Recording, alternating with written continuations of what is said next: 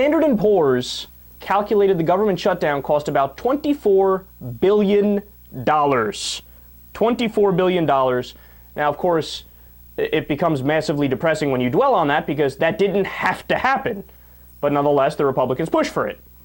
So what could you have funded with that money? That's a really interesting question, and Think Progress did a great job breaking it down.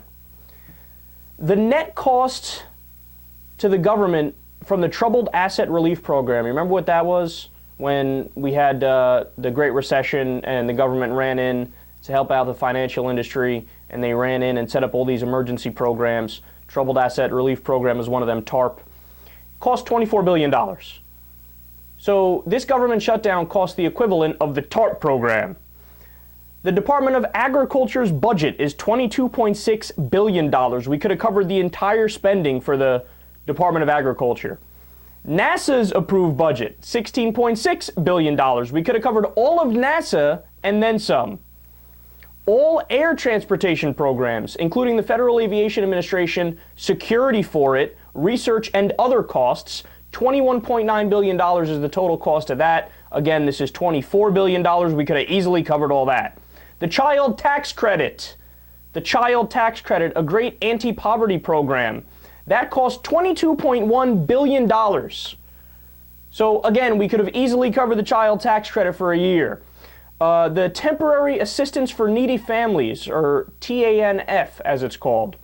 It's formerly known as welfare. So welfare spending. How much does that cost per year?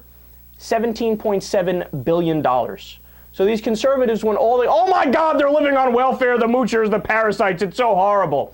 Yeah, but wait a second, dude. The government shutdown that you just caused was more expensive than welfare spending. And guess what? There's at least a case to be made for welfare spending, right? There's no case to be made for just shutting down the government because you don't get your way because you lost the goddamn election. So we could have covered all of welfare and then some. I mean, that really puts it in perspective for you. But that's not all. There's even more. When it comes to Head Start, the Children's Health Insurance Program, or CHIP as it's called, and the WIC program, Women, Infants, and Children, where they give nutrition to new mothers and to children, those programs combined, and those are powerful anti-poverty programs that really do a fantastic job. Well, guess how much that cost altogether? $25.2 billion. So just a little bit over what it costs for the government shutdown. And I should also note that this isn't really the final numbers. This was Standard & Poor's initial calculation.